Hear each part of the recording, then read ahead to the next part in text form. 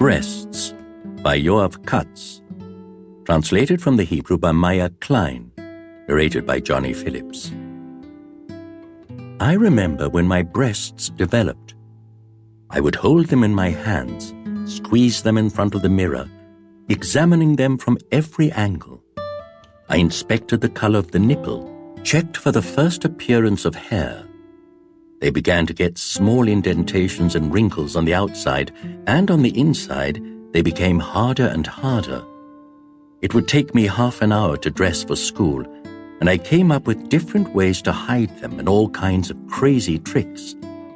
At the time, jeans and beat-up t-shirts were fashionable, but there were no t-shirts for me, no field trips, parties, going to the pool or the beach, and no poking fun at girls. I remember one time I undressed for a nurse's examination. I stood there smiling and couldn't concentrate on anything. I froze. I was sure she was dying to laugh. I looked past my breasts at the band-aids and the gauze and the glass medicine cabinet. I didn't dare lower my head. I didn't even look down to see what she was doing. We finished and I got dressed. She was all right. She didn't ask me if it bothered me. She just wanted to know if I had gotten the sex ed brochure. I told her I had it and that everything was clear. I knew exactly what she meant. I really tried to accept them for what they were, but it wasn't so simple.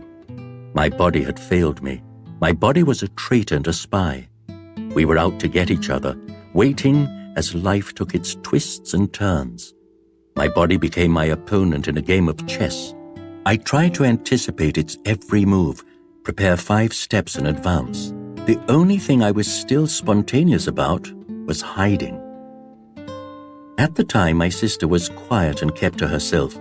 She was in law school, and everyone said she was going to be a real star and would even have a chair on the Supreme Court. She would come over on Saturdays. We would sit in front of the TV for hours, watching Jordanian and Lebanese broadcasting. I enjoyed sitting around with her like that. We would sink deep into the grey couch. I don't know if she truly loved television, but when the part before they announced the verdict came on, and the jury returned from their deliberation, she would straighten up on the couch, sit tall, and wait. Later in the afternoon, when the episode ended, we would go out to the backyard and hang laundry on the clothesline, or water the plants, whatever needed to be done. It was the only time I allowed myself to take off my shirt, and it was a major event each time.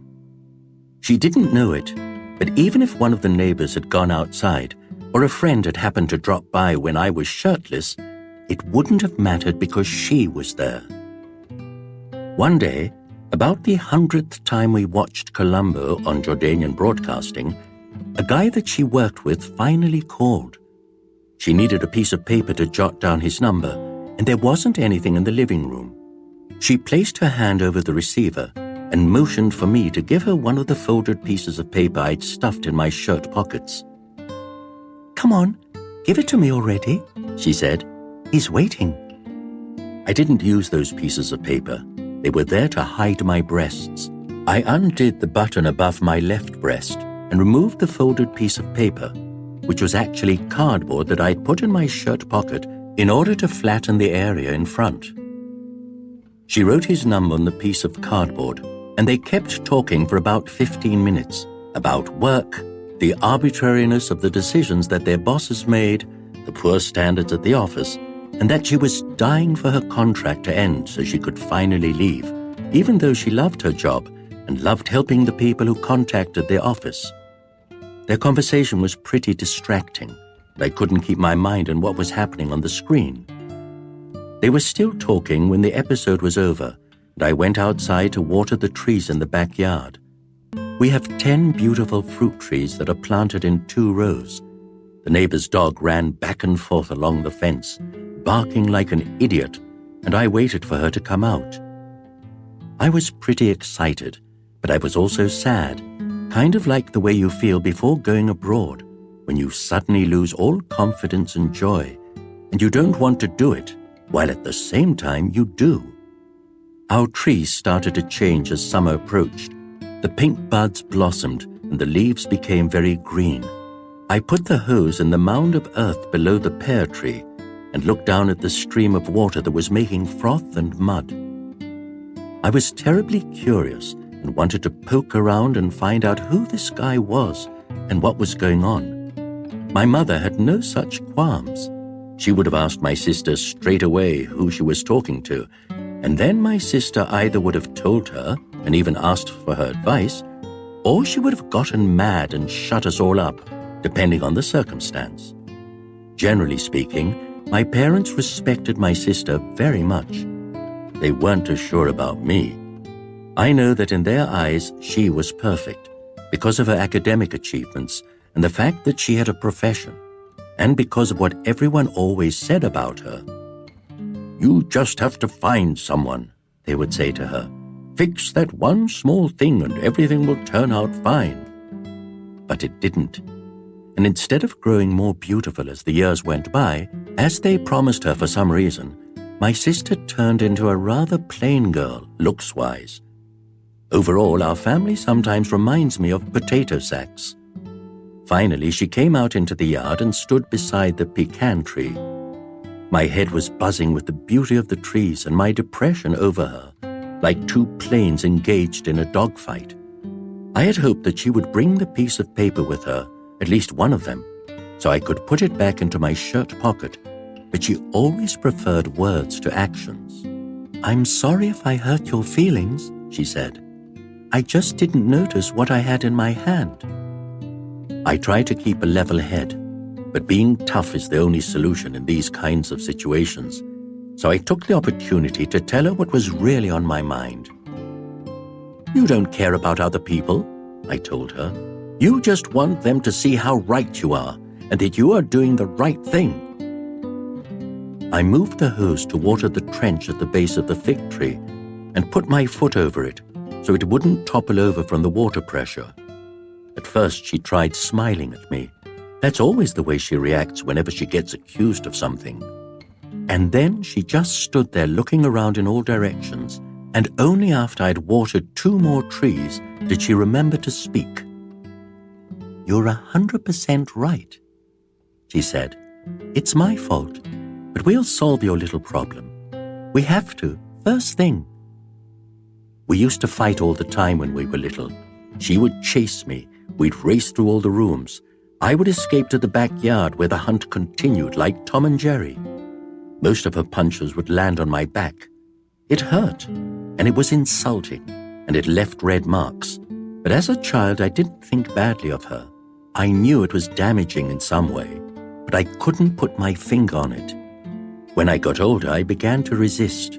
There were many times I could have crumpled her up like tin foil and rolled her into an ugly, heavy, compact ball, but I didn't. The sensation that more than anything she wanted me removed from the world would cause me to stop at the critical moment. You would think this instilled ambition and motivation, that I wanted to show her once and for all, but every time we started fighting physically, it would hit me, as they say, stopping me in my tracks. Instead of physical altercations, we would engage in cruel battles, setting out to ruin each other's most prized possessions. I remember ripping her Starsky and Hutch poster to shreds because she trampled on my soda can collection, because I hid her used jeans behind the dirty oil tank, because she didn't want to leave the TV room when I had friends over, etc., etc. Our evildoing was so deep and creative that sometimes it got really weird and interesting. If someone asked whether I love my sister, I simply wouldn't know how to answer. 2 or 3 weeks after the incident with the cardboard, the guy's name started to come up. My sister was preparing the ground, and our parents glowed with joy as if they suddenly had another child. They mentioned him at every opportunity. The close neighbors already knew his name was Museri, and that my sister was on cloud 9. I found the whole thing suspicious. The likelihood that my sister would find someone that would really be good to her, someone that would on one hand be protective of her, and on the other hand would finally be a match for her, and also possess all the qualities she wanted, be exciting and smart and sophisticated enough for her, and on top of all that, he had to be attracted to her and satisfied by her looks. I found all of that extremely hard to believe. On Friday night, I made plans with a few friends to meet at our coffee shop in town. We knew the place. We used to go there cruising in our parents' cars at night. They were good guys, the kind that look exactly the way their lives will be in 10 or 20 years. I don't have anything negative to say about that, because at that age, you still don't know whether you find the idea attractive or not, or if you'll get sucked into it regardless. We all came from more or less good homes. We had above-average grades. We were in love with more or less the same girls, and we preferred our Gold Star beer on tap.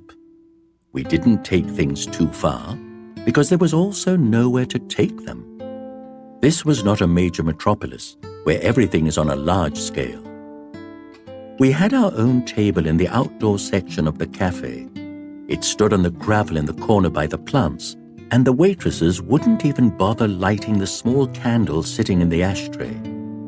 We were like the regulars you always see on TV, the kind that are more like scenery than actual people. Sometimes they let them have a line or two, and maybe once in 100 years, they get half of an episode devoted specifically to their character. But we did have a game that one of the guys had been introduced to by a relative from Belgium. We felt very unique about it too, but I think it's fairly well known. You need an empty beer glass, a napkin, and a rubber band. You place the napkin over the glass, fit the rubber band over it, and stretch the napkin out, like the skin on a drum. You place a coin on the napkin. At this point, we would take a break, order another round of beers, and wait for the waitress. We were very pleased if it was Naomi, and we would ask her to get us a cigarette. The newer waitresses would make a face, but we were young, we came there often, and we took everything in stride. We didn't give the waitresses a hard time, and we didn't try to interfere with their work or pick them up, although there was certainly plenty to look at. We would pass the cigarette around, and the object of the game was to burn holes in the napkin without dropping the coin into the glass. If you dropped the coin, you had to chug your beer, and then you get another one, and a fresh napkin would be fastened to the glass. I wasn't lucky that night.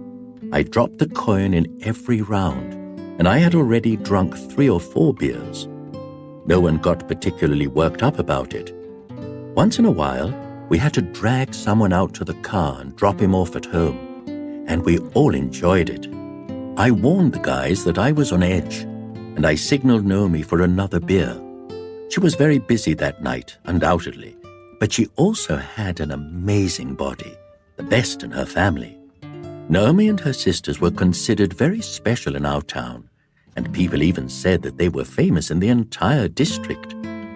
Whenever she approached the table, I usually froze up. I would begin to breathe slowly and grow very quiet, like a detective hiding in an underground parking lot.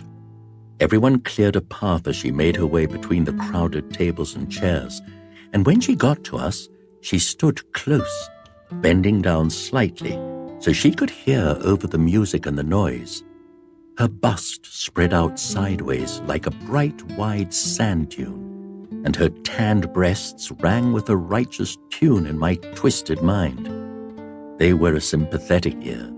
They were the right answer, and they smelled of blood and flowers. I knew exactly what a real man should want. It was all around us, everywhere, on TV at night, in the movies, and in literary descriptions. A real man places his proud, tired head on that chest, ignoring the fact that he hasn't shaved for days, and then he purrs out a tune in the shower, singing like a thick, satisfied cat. I was completely dizzy in that moment. It came as such a surprise. I didn't have the chance to hide it. "Yes, sweetie," she said. "How can I help? Are you by any chance drunk?" "You want to know what I really want?" I asked. And then she said, "Hey, guys, what do you say? Do I?" She smoothed her hair behind her ear, revealing the nape of her neck, but it kept escaping and flowing back. "Come on, Naomi," I said. "Your breasts are killing me. You're not being fair." The guys all stared at me as if I had screamed "whore" at our teacher right in the middle of a school assembly, and they fiddled with their glasses and were so embarrassed that I could practically feel myself lodged in their throats. But Naomi, this wasn't the first time she had seen one of us get wasted and talk shit. She wasn't embarrassed. She didn't cover herself up with an arm. She didn't even look down to see how much was showing, like I always made sure to do. "You're right," she said. "It's really unfair of me. I'll go take them off right away." It was a brilliant line, as if she had lifted it from one of the clever TV shows that are always worth staying up late for. She knew how to deliver an answer. No wonder I felt the way I did about her. And her shiny, sweet smile, stretching the entire width of her mouth, that too seemed like it could be delivered on cue, and any moment someone would yell, "Cut!" But as for me, I just didn't know when to quit. I had to push myself past the limit, as they say. Naomi was about to leave. "Please," I said, "just let me touch your breasts once." It may sound rude now, but the request really came from the heart, and I absolutely get where I was coming from under the circumstances that night. Naomi didn't even come near me. She stood there with a tray of glasses in one hand, and with her other hand she reached over and flicked the cardboard I had in my shirt pocket. I was positive that the sound it made could be heard all over town. "No problem," she said, "if you let me touch yours." The guys, who had been waiting in suspense for the end of our exchange, burst into hysterical laughter, banging their fists and glasses on the table as if we had won the Eurovision Song Contest or the European Football Championship. The rest of the customers sitting in the courtyard turned to look at us and see what was so funny. The bartender came out behind the bar, and the Arab busboys walked out of the kitchen in their aprons with dish rags on their shoulders. I felt as if my face had been put under lock and key, as they say. Naomi took a little bow to the sound of their cheers, and jokes were exchanged at my expense until we extracted ourselves from the conversation, exiting slowly one by one like a low murmur. A different waitress brought me a fresh beer, and at about 2 a.m., my guys dropped me off at my doorstep. I threw my wallet and keys on the dining room table and went into the bathroom to wash my face. My head pulled all of my weight towards my knees, and the only thing I wanted was for the day to be over as soon as possible. My sister and Museri were in the TV room. I pictured them both sprawled out on the grey couch. I heard him giving her a long explanation about why athletes get disqualified at the starting line, and how they are actually trained to start running a split second before the gun goes off. I had drunk so much beer that it took me about half an hour to piss, and I heard the entire explanation, which I knew about anyhow, because it was on a show on public broadcasting that we had seen 100 times when I was 11 and we both had the measles, which meant that my sister knew it too, but I didn't hear her mention anything. Her newfound manners were strange to me. Had I been the one to lecture her on the topic, she would have cut me off to argue, or prove that she knew just as much as I did, if not more. Sometimes I am amazed at the sheer volume of junk-piled general knowledge that fills both of our heads. People think awfully highly of it. People turn it into businesses and use it to devise placement tests for all sorts of things, and come up with pretentious quiz shows and game shows on the radio and TV. But I really couldn't say if it has ever actually helped my life. I took my wallet and my keys from the dining room table and went into the den. Sooner or later we would have to be introduced, whether I wanted to or not. The first thing my sister asked me was if I was making that face because of the guys. I was so surprised by her interest and consideration of me that I didn't suspect a thing. We talked for at least 2 or 3 minutes, which offered me a chance to sneak looks at that Museri character and see what he was about. He had a fair amount of bald on his head and round glasses with thick frames. My sister sat cross-legged on the couch, wearing a dress made of Indian fabric that she had either been hiding from me or saving for a special occasion, and even through the blurry waves of beer in my head, she looked fresh and cheerful. "Okay, excuse me for a moment," she said. "Museri, let me introduce." And then she pointed at me and made a trumpet-like sound. "Ta-da!" like the sound the band makes when the star enters the fake show from Monte Carlo or Hollywood. "Meet my brother." Museri rose, quickly smoothing his sweater over his light pants, and shook my hand briefly, formally. He was shorter than me, and my sister too, but his body language exuded energy, like a basketball player getting off the bench at the last minute of the game, like the whole country was watching him and pinning their hopes on him. "Finally we meet," he said. "You're an interesting case." They both looked at me with sympathetic, sweet smiles and seemed surprised that I didn't understand what they meant. My sister soon volunteered to explain. "Museri has a lead," she said, "about your little problem." Museri stroked her thick knee and said, "Your sister's a real professor. See how she has a way with words?" My instincts kicked in. They were ringing loud and clear like the alarms on a battleship about to be hit by a torpedo. But I had a system designed to ward off those kinds of warnings, preventing the real situation from reaching the command center. "It's a fairly simple business," Museri said. "I studied medicine for 3.5 years before switching to law school, so I do have some knowledge of the field. Take your clothes off for a moment, please." They both got up as if this was something I was going to do, and they needed to be close by, because who knew what they would discover. "What do you want?" I asked. "I can't even tell time right now." "It doesn't matter," said Museri. "It's even better this way." I really had no intention of taking off my shirt, and the fact that there was someone there with my sister made it even less plausible. But Museri was sweet-talking me, as they say, acting as if the whole thing was really uncomfortable for him, and he was just doing what he had been asked. "Don't be difficult, young man." He tried to encourage me. "Medicine and law are all about humanity. We aren't going to laugh. Your sister only wants to consider the possibilities." I looked at her hard. She didn't look bad in the Indian dress and the makeup that had suddenly appeared on her face. It improved her appearance significantly and gave her cheekbones, which she never had. But it was also something else that made me recognize her potential for beauty. It was because of the expectation that glowed on her face, and it was all tied up in me. I could actually see that expectation projected on me, the way you see the film reflected on a person who enters the movie theater late.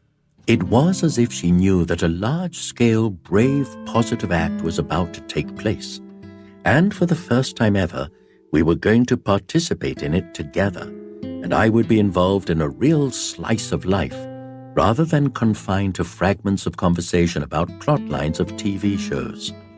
Museri realized my state. "You're totally drunk," he said. "So we'll sum it up for you. A week ago, there was an item on TV about a woman in the US who took out her breast implants by herself. The reporter joked that it was a shame that they went to waste, but I immediately thought about your sister and your breasts." We waited for him to continue. We wanted him to continue, but I think we both had different reasons for that. Museri was constructing something right before our very eyes, and it was firm, but also completely transparent, impossible and entirely necessary at the same time. "What you need to do," he said, "is just to agree, jump in the water, as they say."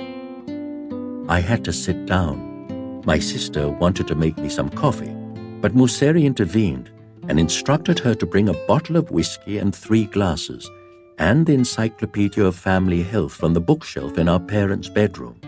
Museri poured us each the same amount of whiskey, opened the encyclopedia to the entry on breasts, and began explaining the illustrations and motioning like a host on a cooking show. He was in a good mood. He could sense consent slowly starting to form. My sister returned his smiles, but she suspended them slightly, checking to see my reaction first. All in all, it's pretty simple, said Museri. You need to make a small opening here and empty out the breast tissue through it, the way you seed a tomato. Only instead of stuffing it with tuna salad, we'll open it up, empty it out, seal it, and then presto, we get a strapping, flat-chested young man. What do you say, my friends? I didn't know what to say. I kept drinking. The whiskey numbed my lips, and my eyelids were beginning to close. I felt Museri pacing back and forth behind my chair, rolling the ice in his glass. The house was dark, and the streets were quiet because of Shabbat. I don't know what they were waiting for. All right, I said after about 100 years, but on one condition. I looked at my sister, and I was closer to losing consciousness and to death and to love, more than I had ever been my entire life. Whatever happens, I said to her, I want Naomi to come visit me. My sister immediately went into her efficient mode, making calculations. First, she considered what my request would entail, and only later did she respond. Museri had already lost patience. You could tell he was eager to get started. No problem, friends, he said. I don't know who Naomi is, but I can guarantee and put it in writing that she will come. They took the glass out of my hand and laid me down on the round dining table. My sister went off to gather equipment from all around the house and the kitchen. Museri pulled the lamp as low and close as it could go, sat down beside me, and started leafing through the encyclopedia. Try and get some sleep, he said. We're in for a rough night.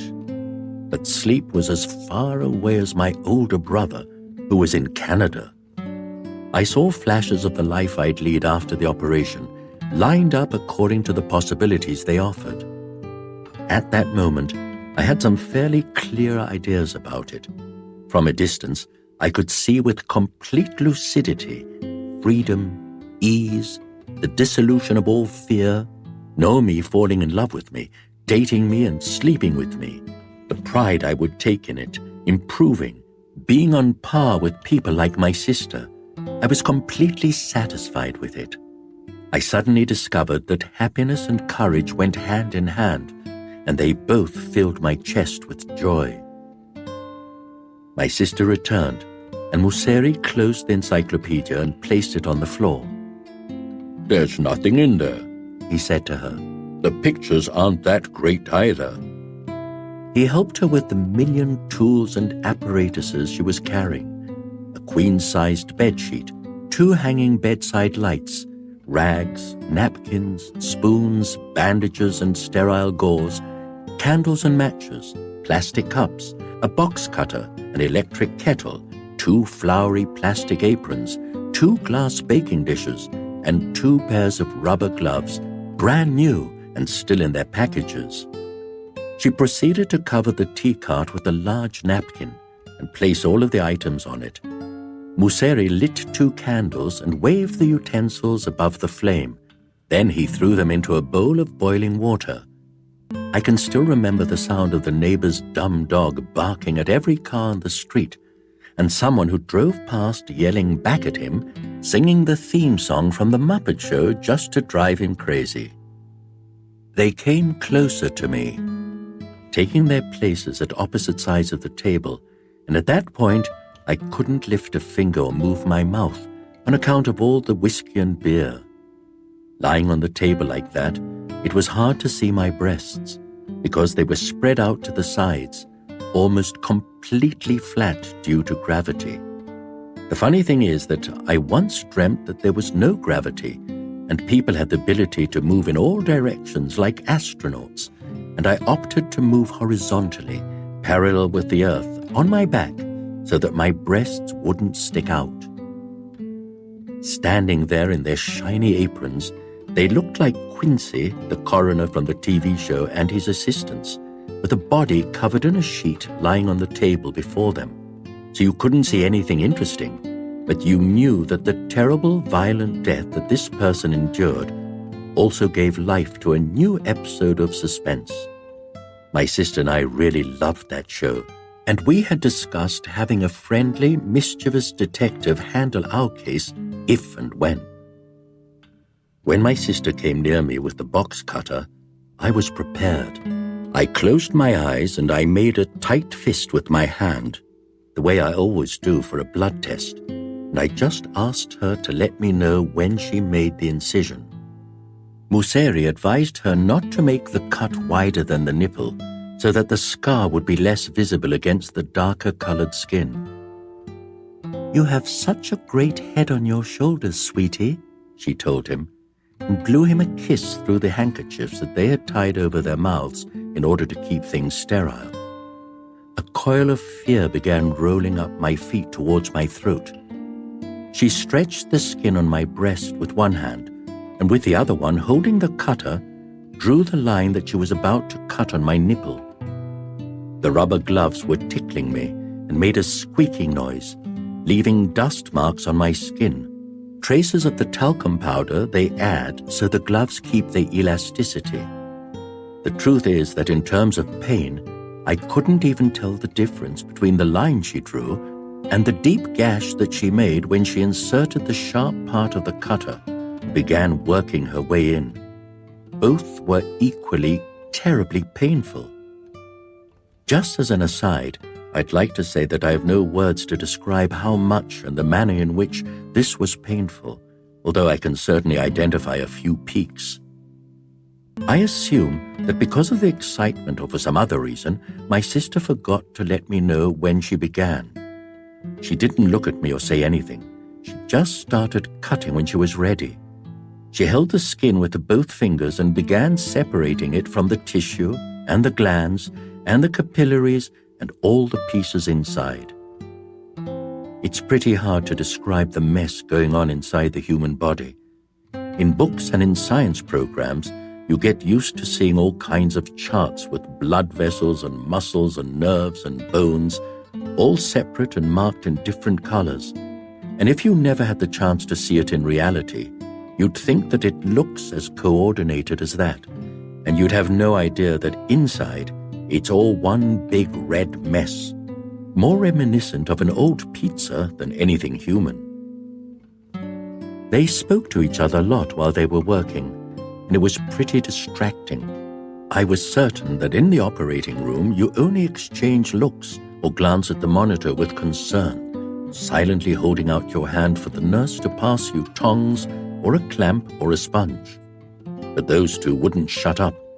Museri pointed to all kinds of parts and tissue inside me and explained to my sister how they function, and he also kept noting her approximate distance from my heart because she was pretty concerned about that. Museri reassured her and said that as long as she didn't encounter resistance in the form of bone, she could continue to work without interruption because the heart and lungs are protected by the rib cage, and you have to really try hard to get past that. The truth is that he didn't really remember everything. After all, it had been a while since he dropped out of medical school, but he still managed to communicate the main points and also took on the job of stopping the bleeding. They worked well together, I have to admit. After about 20 minutes, my sister had finished the incisions and disengagements in the left breast, and Museri handed her 2 spoons so that she could dig out whatever was inside. It was so simple, the way you eat a grapefruit. Just take the pulp out of the peel, only instead of a smooth yellow slice, I expelled a flat, floppy, dripping red ball of meat. Museri used one hand to block the opening with napkins, and the other to hand her one of the bowls, and my sister rolled what was once my breast into it and looked at me mesmerized, as they say. "Yalla, Miss Doctor, move your ass," he yelled genially, just to get her to hurry up, because he saw the amount of blood I was losing and realized that it was starting to get dangerous. "Your brother doesn't have a spare tank," he said. "Every drop counts." Even through the armored shield of alcohol that was covering my brain, even through the heavy rocks of pain that were pelting my nerves, I could see how attached she would be to him. And if you've ever seen a dumb dog or someone with no self-respect become nice and docile after they get smacked on the nose, you've seen my sister relish him shouting at her. After a short break in which I was given more whiskey and half a Valium with some water, Museri began working on the right breast. Their gloves were covered with a substantial amount of blood, and my sister brought the Saturday edition and spread it beneath the table so the blood wouldn't drip on the carpet. Museri kept working at full steam.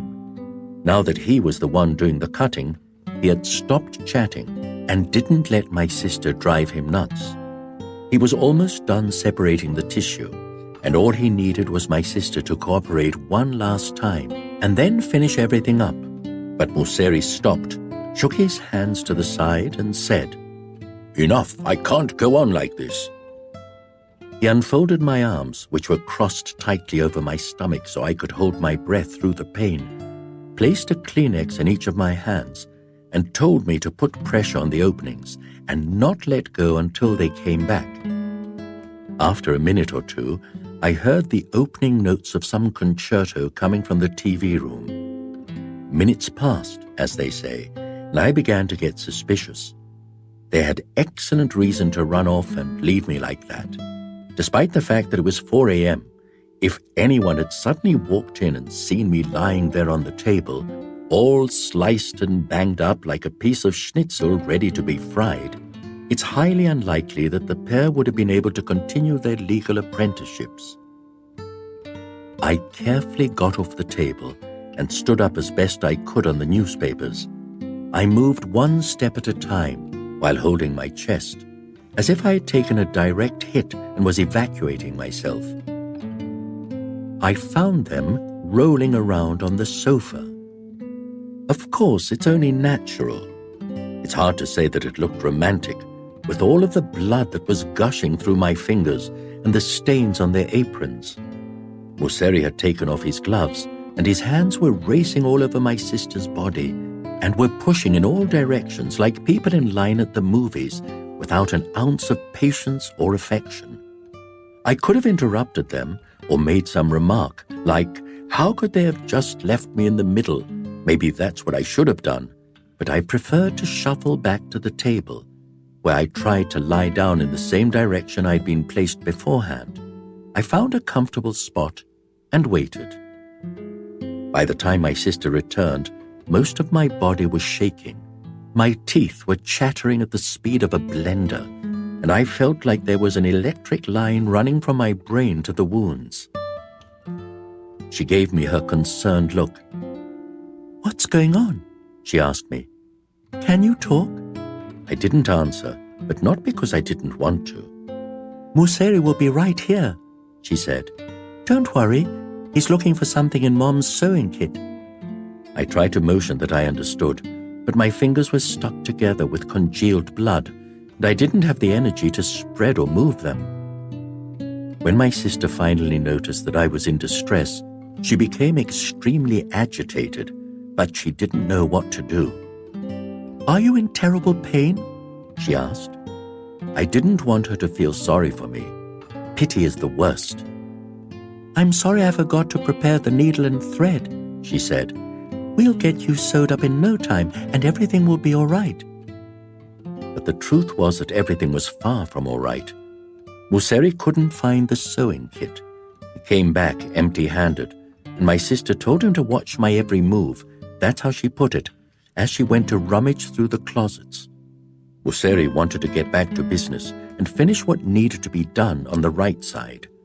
At first he tried to pull apart the congealed blood by using napkins soaked in water, But then he must have gathered that my condition was not good and that every minute counted. I was shaking terribly. I could hardly breathe, and I started to see black blotches before my eyes.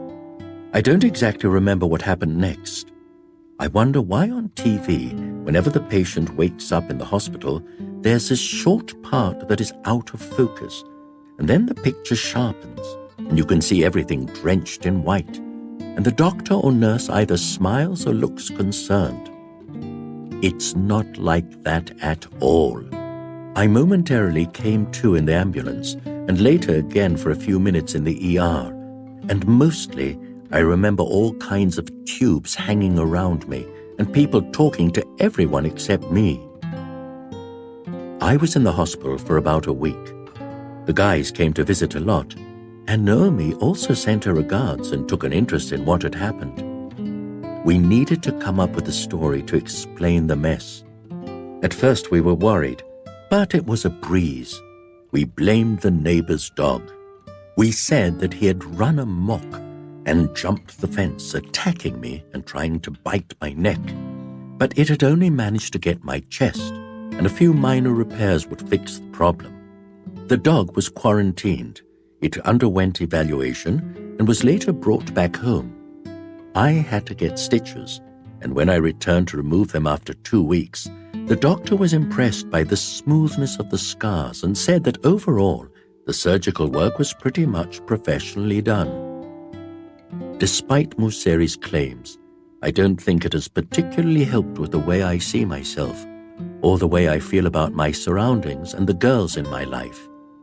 I also think it's not entirely related, or that at least the breasts that I had were not the only thing that matters. My sister currently works in the district attorney's office, and Museri is a partner in an insurance company in Eilat. Soon I will take a trip with my parents to Canada. We are going to console my brother, whose wife was killed in an airplane crash, and he is now left to care for the kids. We invited my sister to come. She has wanted to take some time off for a while now, but her caseload is too heavy. If anyone ever asked why she did this for me, I simply wouldn't know what to say.